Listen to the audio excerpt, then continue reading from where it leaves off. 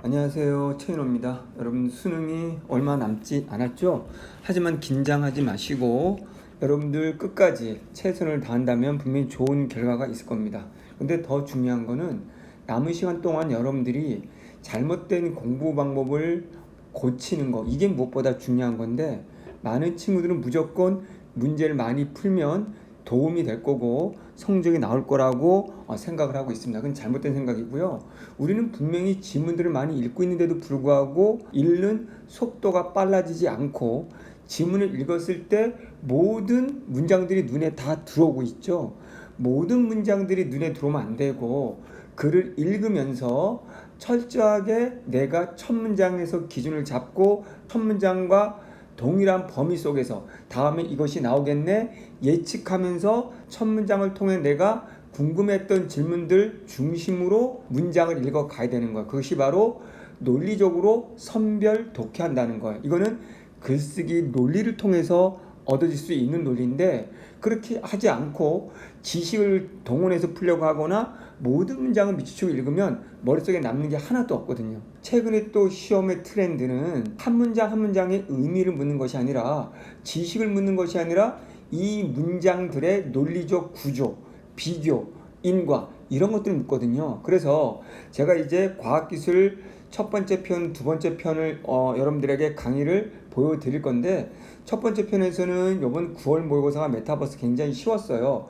전체 틀 속에서 최소한 이런 구조는 봤어야 돼 라는 걸 보여드릴 거고요. 두 번째에서는 좀 더 정보가 많고 상대서술어, 높다 낮다 인과관계가 많은 것을 어떻게 정리하면서 독해하는지를 보여드릴 겁니다. 또 한 가지, 이번 강의에서 영상의 핵심은 여러분들이 궁금했던 어떻게 읽으면서 동시에 정리를 하면서 읽을까요? 라는 건데, 여러분들이 독해하면서 옆에다가 오른쪽으로 요약 정리하면 시간이 많이 걸린다고 생각하고 시간 낭비라고 생각합니다. 그런데 제 강의를 듣는 현장 강의 친구들은 이제 글을 읽으면서 요약 정리하면서 읽어갑니다. 여러분들이 시험지를 받으면 첫 번째 안쪽의 화면과 제일 마지막 뒷면에 여백이 비어 있어요. 그거를 지문 옆에다 바로 갖다 대고 빠르게 정리하면서 읽으면 아무 생각 없이 밑줄 치고 읽었을 때 실제 문제를 풀어가면 아무것도 기억 남지 않고 구조적으로 비교, 호응되는 게 보이지 않기 때문에 내가 문제를 풀 수 없게 돼요. 조금 느릴 수도 있을지 모르겠지만 정리하면서 읽게 되면 다음에 구조적으로 뭐가 나올지 시각적으로 예측이 되고 빠르게 찾아낼 수 있고, 앞에 핵심을 제대로 요약을 정리했다면 뒤에 이어받아서 그것과 관련된 것들 중심으로 예측하면서 읽기 때문에 속도도 빨라지고, 지문을 다 읽고 나서 문제 풀 때도 여러분이 정리한 것들 중심으로 보면 여러분들이 굉장히 유리하다는 거죠. 그래서 오늘은 포인트가, 자, 논리적으로 읽는데 최인호 너는 어떻게 하면서 이렇게 글을 읽니? 요약 정리하는 방법들을 보여드리도록 하겠습니다. 자, 그럼 이번에 9월 모의고사를 가지고 한번 제가 해보도록 할게요. 자, 내용은 어렵지 않으니까 내용을 이해하려고 하지 말고 구조적으로 어떤 걸 봐야 하는가, 이게 초점입니다. 오른쪽에 바로바로 정리해 볼게요. 자, 메타버스는 초월이라는 의미의 메타와 세계를 뜻하는 유니버스의 합성어로 현실 세계와 가상 공간이 적극적으로 상호작용하는 공간을 의미한다. 그럼 여기 딱 읽었을 때 이론, 첫 문장을 보고 앞으로 전개될 큰 범주를 잡아라. 여기서 범주는 뭘까요? 여기서 첫 번째 범주는 바로 요거죠. 상호작용하는 공간이라는 거죠. 그럼 무엇과 무엇의 상호작용이기 때문에 여기 보면 현실 세계와 가상 공간의 상호작용이라는 거죠. 그러면 오른쪽에 저는 이렇게 적거든요. 어떻게? 현실 세계 이렇게 해놓고, 그런 다음에 상호작용이라고 되어 있잖아요. 그러면 여기는 가상 공간 이렇게 적는 거예요. 그런 다음에 여기에 이제 상호작용이라고 되어 있잖아요. 그러면 벌써 이 독해는 90%가 끝난 거예요. 현실에 있는 것들이 어떻게 가상 공간으로 영향을 주고, 가상 공간에 있는 것이 어떻게 현실로 영향을 주느냐. 그래서 과학기술 지문은 이 상호작용이라는 단어에 또 집중해야 되는 게, 과학기술 지문은 how에 집중해야 되거든요. 어떻게라는 방법론에 해당하는 단어를 생각하면 되는 거거든요. 그렇게 우리는 정리를 시작을 한다는 거예요. 자, 그러면 두 번째 읽어 가겠습니다. 이거 지우고, 감각 전달 장치는 메타버스 속에서 사용자를 대신하는 아바타가 보고 만지는 것으로 설정된 감각을 사용자에게 전달하는 장치다. 그럼 여기 딱 보는 순간 벌써 와야 되는 거예요. 무엇이 와야 되는가? 앞에서 우리 과학기술 지문은 구성 요소를 말하게 되어 있거든요. 혹시 제 강의를 듣는 친구들 알 거예요. 과학기술 지문은 어떤 현상을 말하고 이 기계 장치, 메타버스라는 이 장치의 구성 요소를 말하고 구성 요소들이 어떻게 작동하는지를 말하는 거거든요. 그럼 여기서 들어와야 되는 게 감각 전달 장치라는 거예요. 그러면 여기에 일단은 어떻게 해야 되냐면, 자, 우리가 앞에서 현실 이렇게 적었고 가상 이렇게 적었단 말이에요. 근데 요거 상호작용하는데 이때 상호작용의 첫 번째가 바로 뭐냐면 감각 전달 장치란 말이에요. 그럼 이렇게 적는 거예요. 감각 전달 장치. 그럼 얘가 이제 어떤 역할을 하는가 이렇게 되는 거예요. 그러면 감각 전달 장치에서도 잘 보면 뭐냐면 아바타가 보고 만지는 것을 요거 찾았어야 돼. 아바타가 보고 만지는 것을 사용자에게 전달한다. 이게 눈에 들어와야 돼. 왜냐하면 이때 사용자는 현실에 있는 거죠. 그렇다면 아바타는 가상의 공간에 있는 거죠. 그러면 화살표가 이렇게 된다는 거예요. 그렇다면 감각 전달 장치라는 것은 여기에 있는 요게 쭉 내려와서 적는 거죠. 여기 가상 공간의 아바타 그리고 현실은 사용자에게 감각을 전달해 주는구나 이렇게 하는 거예요. 이렇게 하는 거예요. 그럼 이제 감각을 어떻게 전달하지? 이런 것들이 남을 수 있겠죠. 자, 볼게요. 사용자는 이를 통하여 가상 공간을 현실감 있게 체험하면서 메타버스에 몰입하고, 이건 중요하지 않죠. 우리는 how니까 어차피 중요한 포인트는 얘네들이 상호작용한다고 했는데 먼저 가상 공간에 있는 것들을 가지고 그것이 어떻게 현실한테 영향을 주는지 방향, 화살표가 이쪽으로 오는 거구나. 그 기능이 감각 전달 장치구나. 그러니까 논리상으로 이렇게 가상 공간에서 사용자 공간으로 오는구나. 그때 그 감각을 전달하는구나. 이렇게 정리가 돼야 된다는 거예요. 이해되셨죠? 천천히 해볼게요. 자, 그 다음 우리가 시각을 전달하는 장치인 HDM은 사용자의 양쪽 눈에 가상 공간을 표현하는 시차가 있는 영상을 전달한다. 그러면 계속 이제 연결이 되는 거예요. 무슨 소리냐면 앞에서 우리가 이렇게 정리했다고 봅시다. 가상 공간에서 현실로 상호작용하는데 그게 감각 전달 장치인데 이제 감각 전달 장치 중에서도 이렇게 정리하는 거야. 바로 누구냐면 HMD라는 거예요. 그럼 HMD는 가상에서 현실로 어떻게 전달하지? how. 그게 바로 가상 공간의 시차. 그러면 how가 속하는 게 시차가 되는 거예요. 이렇게 적는 거예요. 그러면 이 논리적으로 정리할 때도 범주가 딱딱 보여야 되거든요. 그럼 그 다음 거 가볼게요. 전달된 영상을 뇌에서 조합하는 과정에서 사용자는 공간과 물체 입체감을 느낄 수 있다. 자, 이거는 입체감은 당연한 거 별로 안 중요한 문장이에요. 왜 버려야 되는 문장이야? 왜냐하면 지금 우리는 이 범주는, 이 단락의 범주는 가상에서 현실로 어떻게 감각이 전달되지 라는 거지, 이 현실인 사용자가 어떻게 이걸 활용하지가 중요한 포인트가 아닌 거라는 거죠. 이렇게 선별할 수 있어야 됩니다. 그런 다음에 가상 공간에서 물체를 접촉하는 것처럼 사용자의 손의 감각 반응을 직접 전달하는 장치로는 가상 현실 장갑이 있다. 그럼 여기에 HMD는 감각 중에 시각을 전달하는 거라고 그랬죠. 그럼 이게 시각이었으면 이게 1이 되고, 두 번째 범주가 이제 뭡니까? 가상 현실 장갑이 되는 거죠. 그러면 여기에 가상 현실 장갑이라고 적는 거예요. 그럼 얘는 또 어떻게 감각, 만지는 거죠. 촉각이죠. 촉각. 얘는 시각이라는 걸 머릿속에 둬야 되고 얘는 촉각이라는 걸 둬야 되는 거죠. 그러면 얘는 시차, 얘는 이렇게 정리가 하는 거죠. 그러면 가상현실 장갑은 가상 공간에서 아바타가 만지는 가상 물체의 크기, 형태, 온도 등을 사용자가 느낄 수 있도록 설계되어 있다. 그러면 여기에 이제 들어갈 수 있는 부분이 바로 뭐냐면 이제 나와 있는 물체의 크기, 또 뭐가 있습니까? 형태, 온도, 이런 것들을 감각적으로 전달하는구나 라고 하면 되는 거예요. 됐죠? 그런 다음에 이 외에도 가상현실 장갑은 사용자의 손가락 및 팔의 움직임에 따라 아바타를 움직이게 할 수 있다. 사실은 요 지문을 엄격해 본다면 이건 빠져야 되는 지문이에요. 지금의 범주가 요약할 때 가상에서 현실로 가는 작동 방법인데, 요거는 가상현실 장갑은 사용자의 손가락 및 팔의 움직임에 따라니까 역으로 현실에서 가상으로 가는 거거든요. 이 문장은. 그럼 이 단락 안에 들어오면 안 됩니다. 다음 단락에 들어가야 되는 거죠. 자, 이렇게 해서 우리가 첫 번째 단락을 정리를 해 봤습니다. 한편 사용자의 움직임을 아바타에게 전달하는 공간 이동 장치를 이용하면 됐네. 그럼 이제 범주가 바뀌었다는 거 알아야 되는 거야. 이제부터는 사용자, 현실이죠. 현실에서 가상 공간, 아바타로 가는 거죠. 여기는 이제 사용자, 현실이죠. 이렇게 되는 겁니다. 그러면 이제 우리가 남은 건 그럼 또 어떻게 how가 이렇게 되는 거죠. 그게 바로 뭐냐면 공간 이동 장치라고 나와 있는 거예요. 그럼 우리가 공간 이동 장치 이렇게.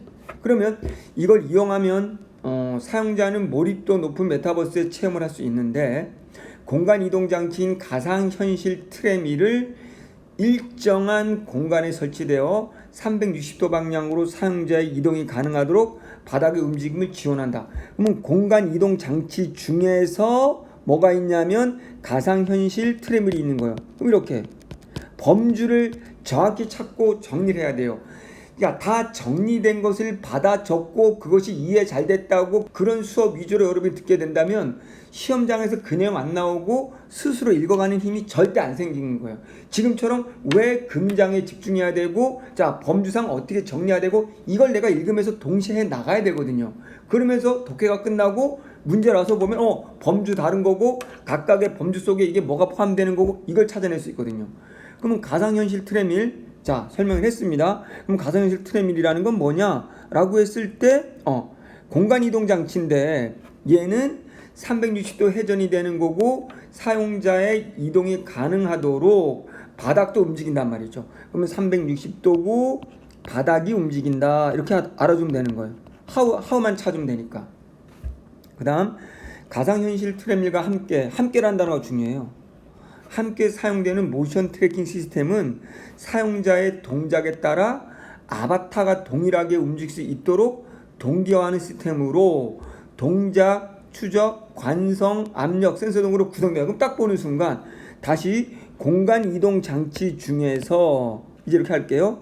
공간 이동 장치 중에서 이제 뭐가 있냐면 모션 트래킹이 있단 말이에요. 그럼 모션 트래킹이라고 적고, 근데 모션 트래킹은 다시 또 세 가지가 있네. 그러면 동작 이렇게, 그 다음에 관성, 그런 다음에 압력 이렇게 적는 거예요.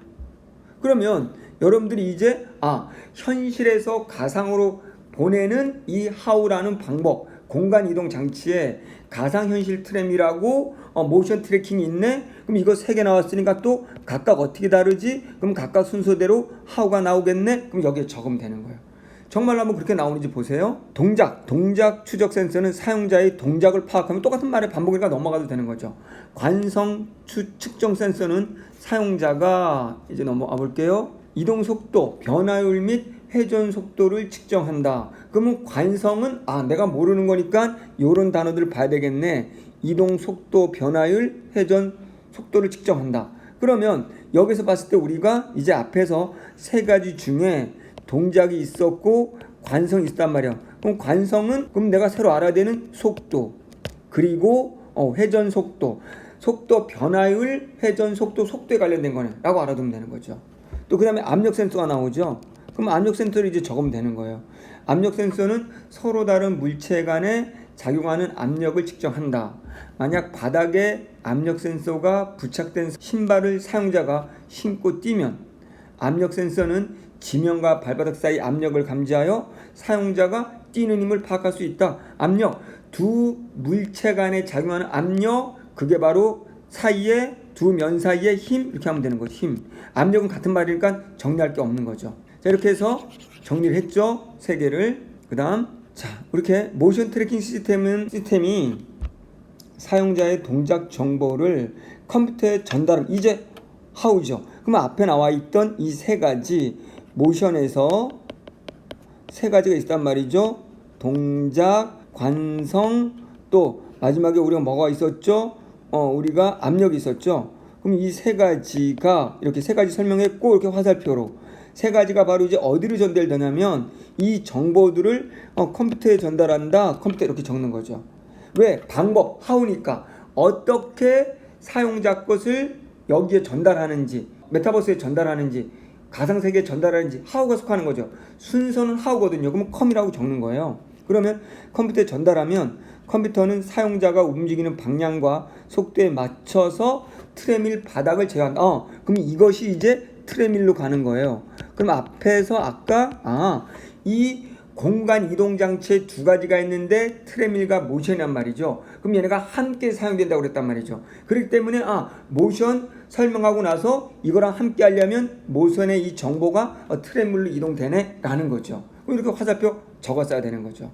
됐죠? 자, 그러면 이와 같이 사용자의 이동 동작에 따라 트레밀의 움직임이 변경되기도 하지만 아바타가 존재하는 가상 공간의 환경 변화에 따라 트레밀의 바닥의 진행 속도, 방향, 길 등이 변경되기도 한다. 그럼 여기서는 여기에 있는 트레밀이 얘가 우리가 분명히 누구 때문에 모션으로 인해서 움직이지만 요 트레밀은 또 다른 뭐다? 아바타가 접하고 있는 이 가상 공간의 현실에 따라서도 이것이 바뀌기도 한다라는 거죠.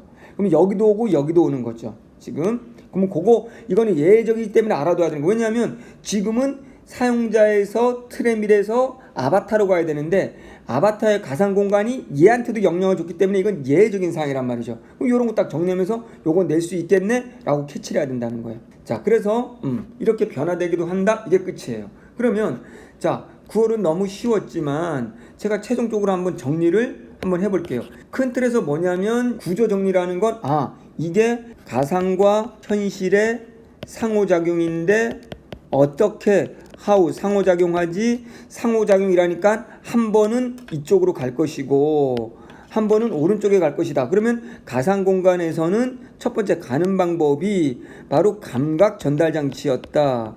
감각 전달 장치는 두 가지가 나왔네. 시각적인 측면과 촉각적인 측면. 그럼 얘네들은 각각 어떻게 전달했을까? 이거를 비교 눈에 딱 들어와야 되는 거예요. 또 하나는 반대로 현실에서 상호작용이라고 했으니 논리 구조상 가상으로 왔네. 그러면 여기는 뭐가 어떻게 전달했지? 그 전달은 감각이 아니고 딱 눈에 들어오는 거 보니까 눈에 한 틀에 이게 들어와야 돼요. 공간 이동 장치네.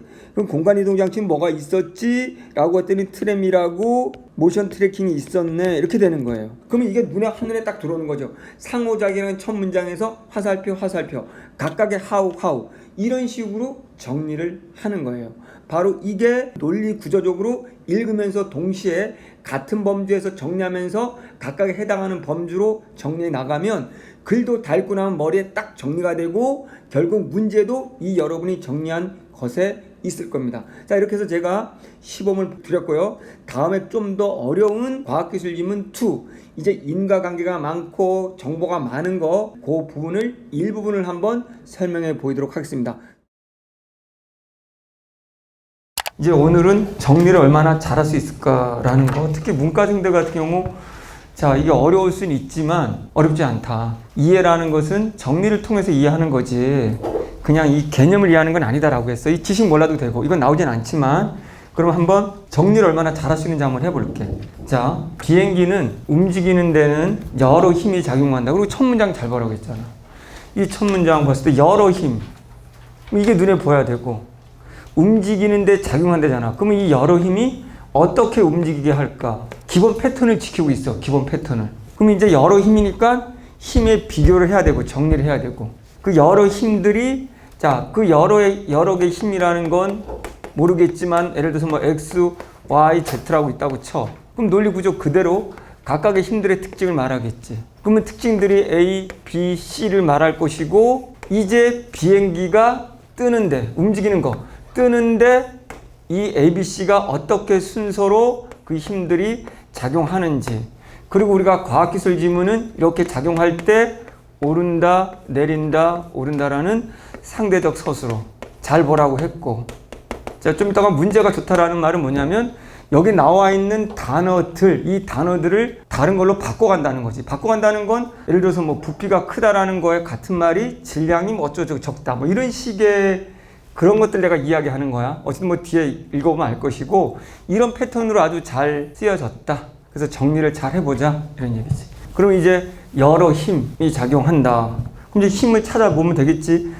비행기의 엔진에서 생성된 고온, 고압의 가스가 비행기의 뒤편으로 상당 서술어니까 뒤편으로 분출되면 그 반작용에 의해, 그럼 의해라니까 하고가 되는 거지. 비행기가 앞으로 나아가는 힘인 추력이 발생한다. 그럼 빨리 적어야 돼. 왜냐면 추력하고 멈춰 이제. 추력이라는 건 뒤편으로 가면서 반작용에 의해서 얘가 앞으로 나아가는 힘이잖아. 그럼 이렇게 적으면 되겠지. 자, 추력 이런 거 다 적을 필요 없이. 그럼 첫 번째 힘이 나왔네. 비행기가 앞으로 나가면 추력과 이런 게 봐야 되겠지. 반대 방향으로 운동에 저항하는 힘인 항력이 발생한다. 그럼 얘하고 반대 방향이야, 이렇게.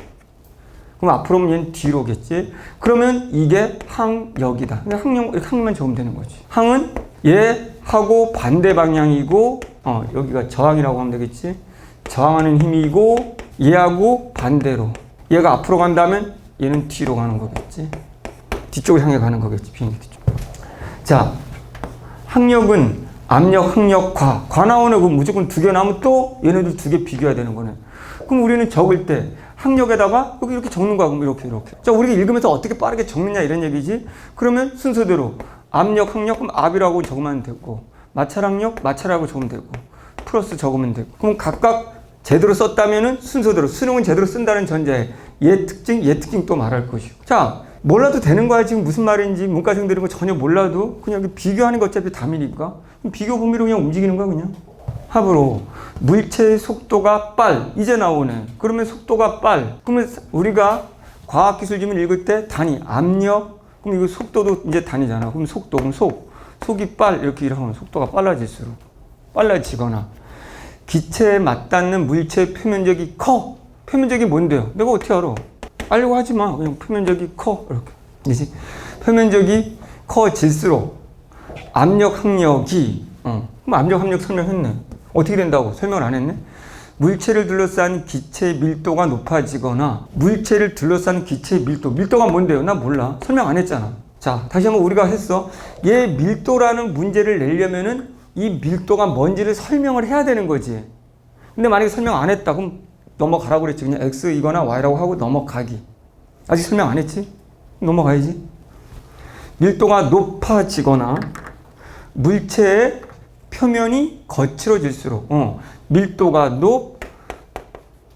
표면이네. 헷갈리면 안 되지. 이건 표면이 뭐 할수록 거칠수록 거친다는 거 이러면 거칠수록 이렇게 거칠어질수록 공기 저항으로 인한 마찰 항력이 커진다. 됐어? 마찰 항력이 커진다. 됐지? 마찰 항력이 커진다. 그럼 뭐뭐 할수록 뭐가? 압력 항력이 여기 주어 걸렸네? 그냥 앞에 그냥 미리 말하지 커진다라고. 커진다. 이렇게 커진다. 이렇게. 그래서 얘도 이렇게 커진다. 결론은. 그럼 얘는 합쳤으니까 어쨌든 항력은 둘 중에 하나 커지면 커지겠네. 뭐 이렇게. 커진다. 자, 그러면 한편 비행기를 들어 올리는 힘인 양력은 새로운 힘이 나왔네? 들어 올리는 힘이래잖아. 그럼 아래에서 위로 가는 거네. 그럼 일단 지울게.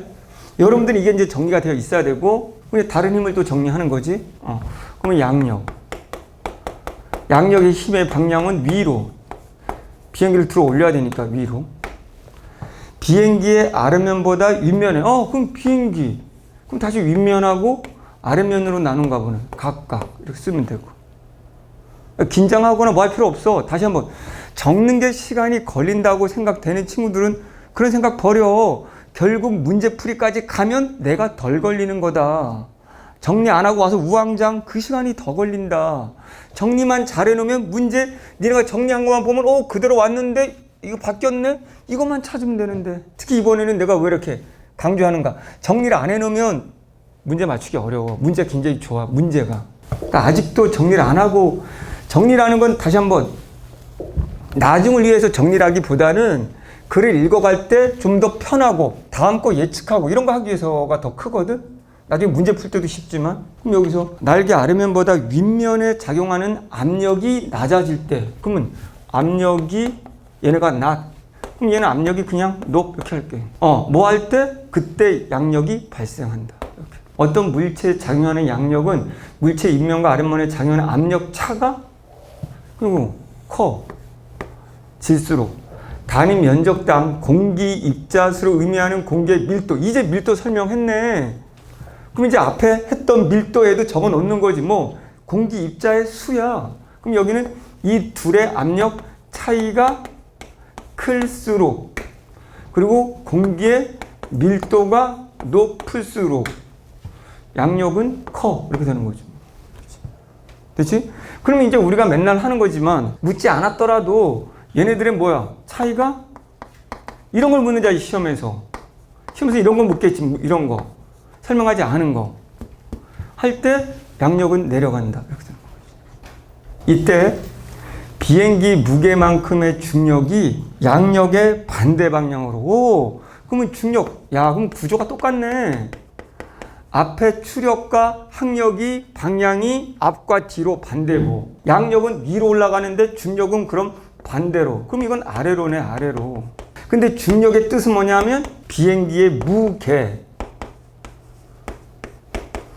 비행기가 100km면 중력은 100. 이렇게. 그럼 됐어? 그러면 서로 이렇게 방향이 반대로 된 거지. 그럼 봤더니 뭐 얘기한 거야? 힘에 여러 가지가 있다고 했는데 네 가지를 설명을 했네. 그럼 네 가지가 눈에 들어와야 되고 특히 앞에 두 개를 비교할 수 있어야 되겠네. 그럼 이제 이걸 가지고 이제 어떤 순서로 이 힘들이 작용하는지를 설명하겠네. 그렇지? 이거 알 필요 없지. 자, 오늘은 기분 좋은 마음으로 이제 코로나 끝나면 여행 간다 라는 생각으로 비행기 탄다는 생각으로 기분 좋게 이걸 읽으면 되겠지. 기분 안 좋아 보인다? 뭐 안 좋은 일이네. 자, 나는 이제 비행기 탄다는 생각으로. 자, 어쨌든 이제 비행기. 자, 비행기가 이륙하는 과정에서 과정 맨날 나오는 거 우리가 하우가 과정이라고 했잖아. 순서. 비행기에 작용하는 힘의 크기는 단계별로 달라진다. 그럼 앞에 나온 4개의 힘들이 단계별로 어떻게 작용하고 어떻게 달라지는지 설명하겠지. 그러면 순서가 나올 것이고 순서별로 작용하는 힘의 크기가 나오겠지. 자, 지상 활주 단계에서 그게 뭔데요? 몰라. 그럼 첫 번째 단계겠지. 그럼 1. 그냥 지상만 적어. 이렇게 지상만. 정리하는 방법 오늘의 포인트는 다 적을 필요 없이 시간 낭비할 필요 없지. 지상 단계에서. 그럼 머릿속에 계속 어떤 힘이지만 계속 떠올리면 되지. 어떤 힘이 어떤 크기로. 추력이 항력보다 앞에 얘기한 추력과 항력의 관계네. 추력이 항력보다 커. 그럼 그대로 적어. 추 이렇게 항 이렇게. 지상 단계에서는 커지면 비행기가 활주로를 달리는 속도도 점차 이렇게 되는 거지. 이렇게 되면 그때 이제 비행기의 속도가 난다는 거지. 항력을 이겨야 추력이 더 커야 비행기 속도가 난다. 앞으로 가는 힘이고 그걸 정하는 힘인데 그걸 저항하는 걸 뚫고 가야 속도가 난다는 거지. 근데 그런 거 몰라도 돼. 이게 커야 속도 이렇게 하면 되는 거지. 머릿속에 지금 비행기 그림이 안 떠올라도 돼. 이때 주 날개에 맞닿은 기체는 볼록한 윗면과가 또 나왔네? 그럼 둘 비교해야지. 평평한 아랫면으로 나누어 흐르는데 날개, 기체. 그럼 이제 우리가 봤던 게 나오는데 날개가 나왔는데 날개 다시 위하고 아래가 있나 봐. 볼록한 윗면, 윗, 그럼 볼록 이렇게 적으면 되고. 아랫면, 평평. 야, 이게 논리적이지? 평평, 이렇게. 그러면 윗면에 볼록. 그럼 또 설명하겠지. 두 개 차이가 뭔지 우리 생각하면 되는 거지. 나누어 흐르는데 윗면의 볼록한 모양으로 인해 윗면을 따라 흐르는 기체는 원심력이 작용. 원심력이 뭔데요? 몰라. 그래서 원숭이의 마음이 발휘되는 힘 이렇게 될 수도 있겠지. 원심력이 뭔지 모르겠어 나는. 원숭이의 마음 같은데. 그래서 이거는 원심력. 이거 저거 그냥 원심력 이렇게. 원숭이의 마음. 원숭이의 마음이 작용한다. 그럼 여긴 작용 안 하나 봐 원숭이 마음이. 그러면 이에 따라 공기 입자가 원심력 때문에 이런 거 상득소스로 공기 입자가 날개로부터 멀어지면서. 그럼 난 이것만 고민해. 이 원심력이 뭔지 모르겠지만 이 공기 입자가 날개로부터 그냥 나 이렇게 멀어진다. 이렇게. 그럼 얘는 원심력 없다, 멀어지지 않는다. 이거겠지. 그치?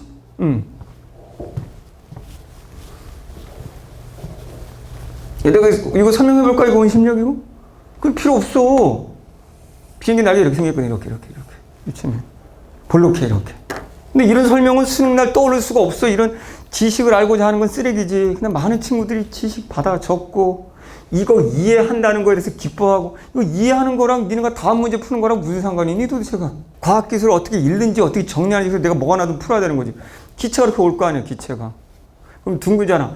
그럼 원, 둥글 때 돌면서 밖으로 튀어나가려고 하는 힘. 이거 따라 이렇게 돌아야 되는데 돌지 못하고 이게 공기가 이렇게 가버린다는 거지, 밖으로.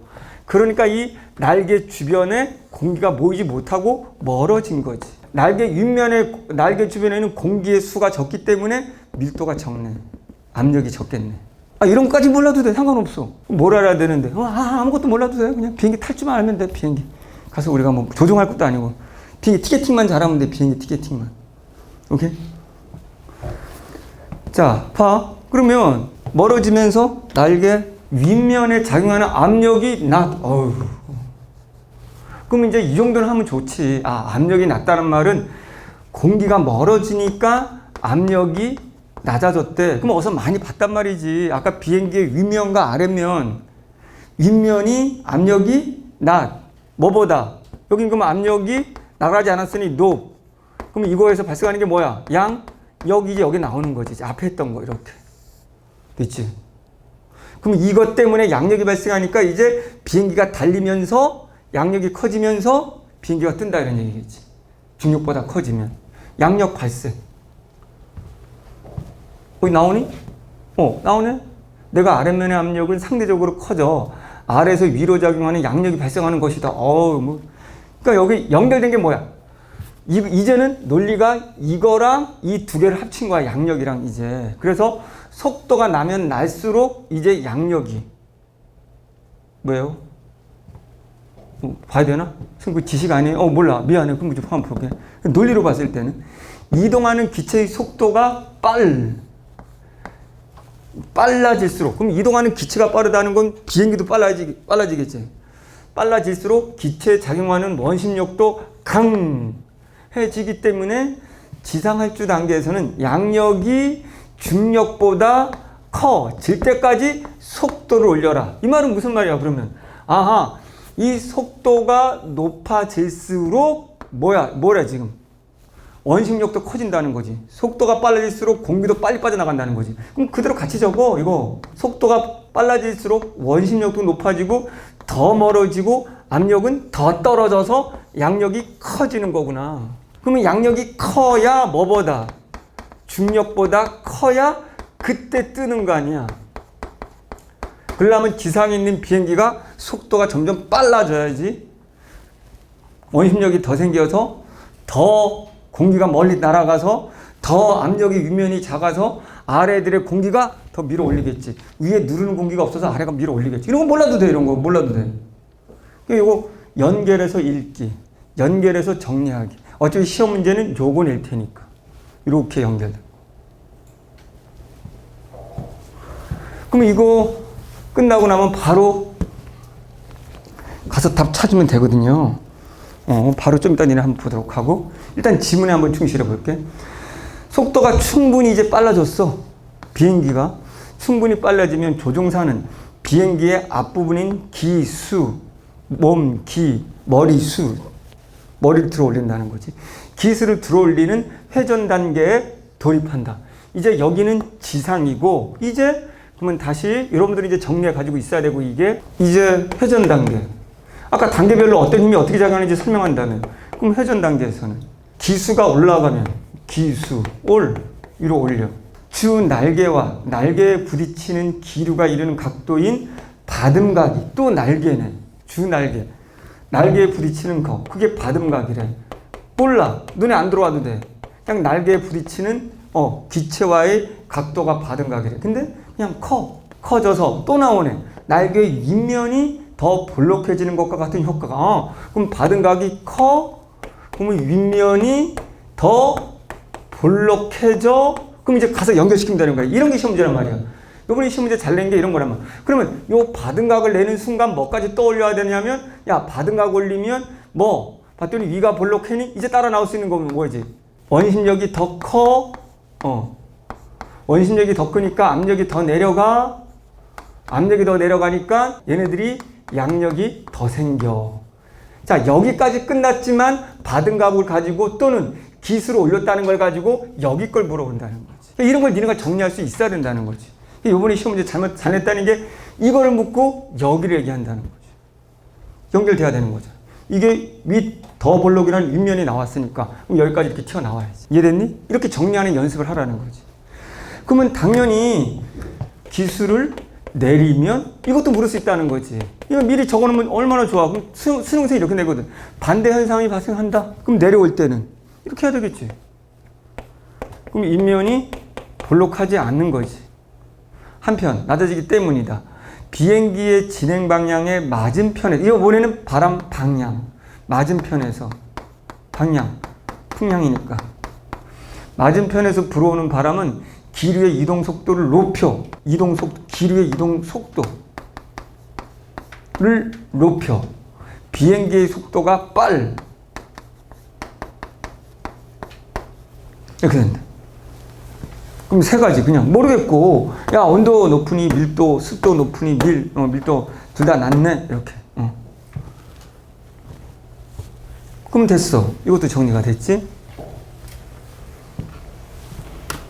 충분한 양력을 받은 비행기는 앞바퀴와 뒷바퀴가 차례로 땅에서 떨어지는 전환 단계를 거쳐 비행에 방해되는 물체가 없는 장애물 회피 구도로 가는 상승 단계가 끝날 때까지 전환 단계, 그 다음에 상승 단계가 있나 봐. 전환 단계를 거쳐 상승 단계가 끝날 때까지 일정한 상승각과 속도를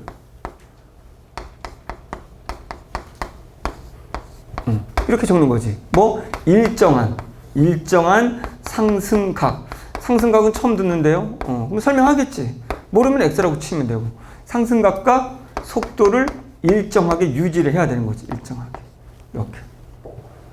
이때 상승각은 설명하네. 골막혀서. 이게 수능 이런 거야. 지식 절대 안 물어.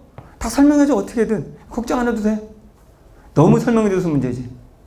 상승각은 비행기의 상승 비행 경로가 수평면과 이르는 각도다. 그리고 떠올릴 필요는 없어. 비행 경로가 수평면과 이르는 각도를 말하는데 기수를 여기서 이것만 찾으면 돼. 상득소수로. 상승각도와 이제 연결된 게 바로 뭐다? 기수네. 그러면 기수를 머리를 들어 올릴수록 상승각은 높아진다. 뭐 당연하겠지 뭐. 머리를 들어 올려서 날아 올라가니 이 지표면과의 각도가 많이 들어 올릴수록 몰라도 돼. 기수가 많이 든다면 상승각은 높다. 그럼 시험 문제 뭐가 나올 수 있어? 앞에는 기수 얘기했으니까 그걸 뭐로 바꿀 수 있어? 상승각을. 그럼 상승각을 높였다는 말은 받은 각이 높다는 말이고 이거하고 같은 말이 되는 거지. 이렇게. 그러면 상승각을 높였을 때 우리는 뭐를 얘기할 수 있는 거야? 이거 다 얘기할 수 있는 거지. 그러면 시험 문제는 이걸 묻겠지. 상승각하고 얘네들하고. 상승각하고 기수까지만 얘기했지만 기수랑 이제 연결돼서 이게 쭉 나올 수가 있어야 된다는 거. 이게. 이렇게 시험 문제를 냈다는 거, 이번에는 다. 그래서 잘했다는 거지. 요것만 내는 게 아니라. 그러니까 정리 안 하면 힘들다는 거지. 이렇게 연결. 그러니까 우리가 L초부터 내가 과학기술 할 때 이렇게 떨어져 있는 거 연결하기 연습. 떨어져 있잖아. 기수 이거. 그러면 상승각. 그대로 같이 연결 가야지. 상승 단계를 거치면서 충분히 속도가 빨라지고 고도가 높아지면 비행기가 안정된 상태로 진입한 후에는 서로 반대 방향으로 작용하는 추력과 항력, 중력과 양력이 각각 이런 거 같은 크기, 미는 힘과 이는 힘이 같거나 내리누리는 힘과 밀어 올리는 힘이 각각 크기가 같게 되면 비행기가 일정한 속도로 수평 비행을 할 수 있다. 이제 수평이지. 이게 아니고 수평이지. 같을 때 수평이지. 비행기에 작용하는 네 가지 힘의 세기에 따라 이 중에 추력이 더 크다면 속도가 더 일정한 상태에서 추력이 더 크면 가는 것이고 항력이 더 크면 뒤로 가는 것이고 중력이 더 세면 하강할 것이고 항력이 더 크면 계속 위로 올라갈 것이고 따라 비행기의 운동 방향과 속도가 달라지게 되겠죠. 이렇게. 되지? 자, 아까 바로 풀 수 있었는데 한번 보자. 비행기의 속도가 빨라지면 아까 그대로지. 원심력이 높아진다고 그랬지. 원심력이 더 크게 작용한다고 그랬지. 기체에 작용하는 원심력이 강해져서 압력이 더 낮아서 둘의 압력의 차이가 커져서 양력이 커. 이렇게 되는 거지. 비행기 속도가 빨라지면서 날개 아랫면과 맞닿은 기체에 작용하는 원심력이 약해질 거. 이건 내가 안 해도 되지. 밑에 기체 아래는 날개 아래는 원심력이 없으니까. 자, 이것도 아주 잘 냈어. 봐봐. 완전히 어떻게 왜 잘 냈는지. 상승 단계에서 상승각 이걸 물었잖아. 상승각. 우리가 상승각을 줄인다는 말 동의어 기술을 줄인다. 똑같겠지. 이때는 엔진 출력도 함께 줄여야 일정한 속도를 유지한다. 그러면 기술을 내린다. 상승각을 내린다라는 것은 이거랑 같이 문제가 되려면 그만큼 뭐야? 항력이 어떻게 되는 거야? 항력이 작아지는 거지. 아까 왜 기술을 올릴수록 항력이 커져서 땅에 닿을 수 있다고 그랬잖아. 그러니까 기술을 내렸다면, 상승각을 내렸다면 그만큼 항력이 줄어드는 거잖아. 왜? 이 엔진 출력이라는 건 추력이잖아. 그럼 추력과 관련이 있는 건 항력이잖아.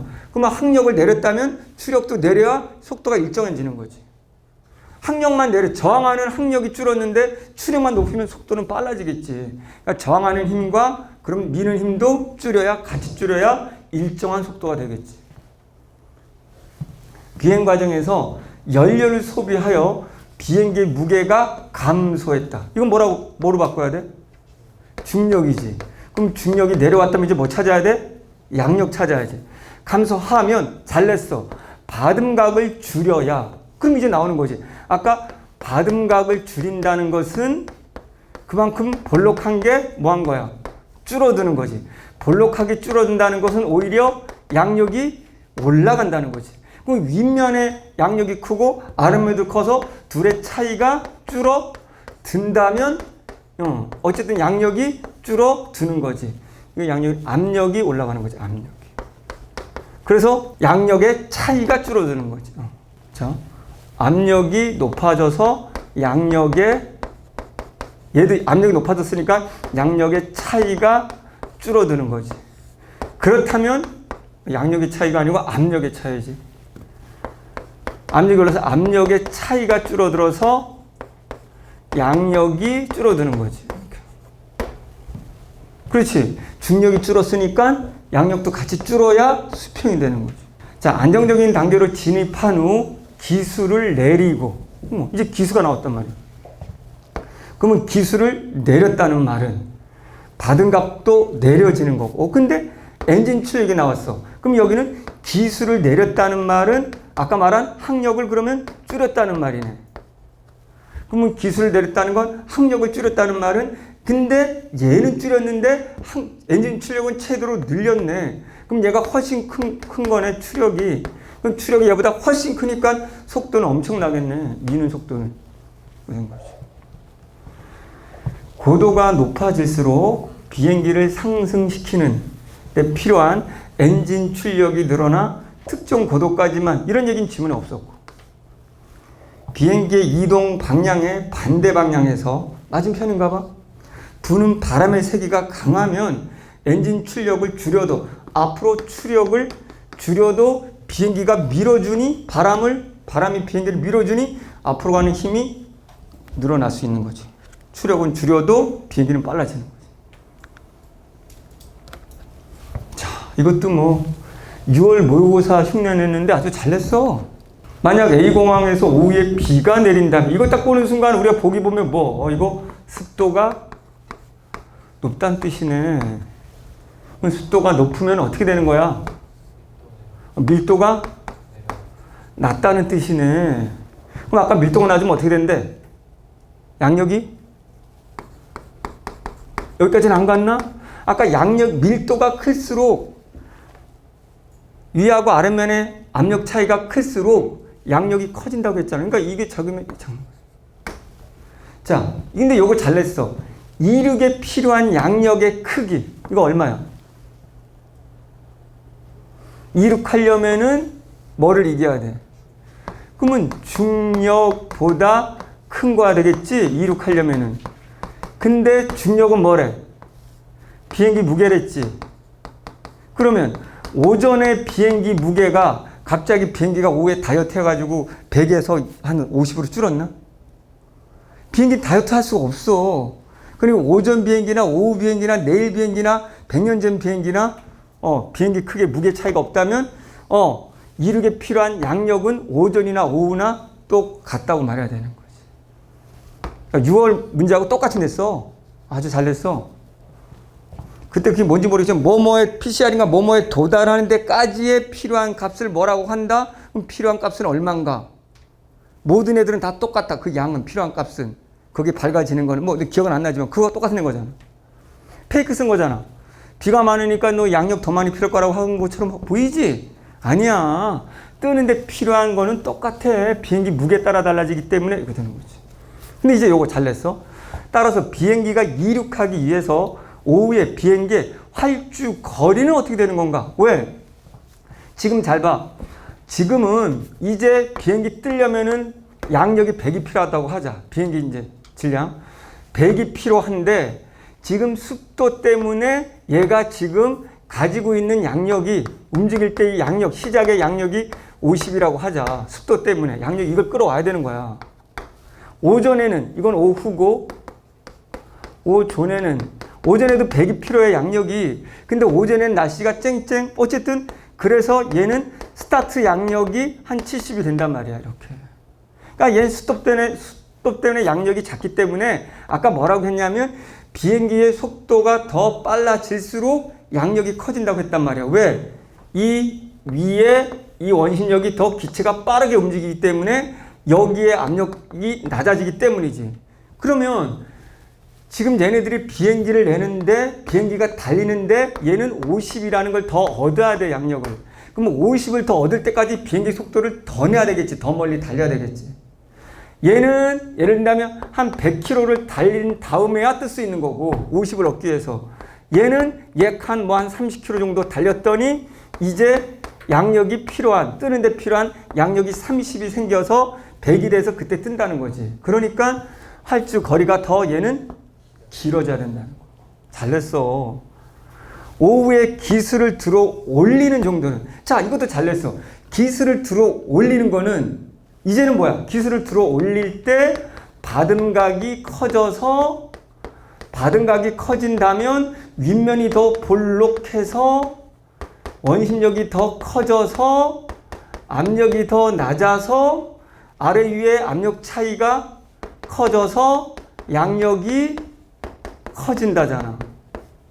그러려면은 오후에 비행기는 양력이 더 많이 필요하기 때문에 기술을 더 많이 올려야지. 쓰러지기 전까지. 아주 잘했어. 칭찬할만 합니다.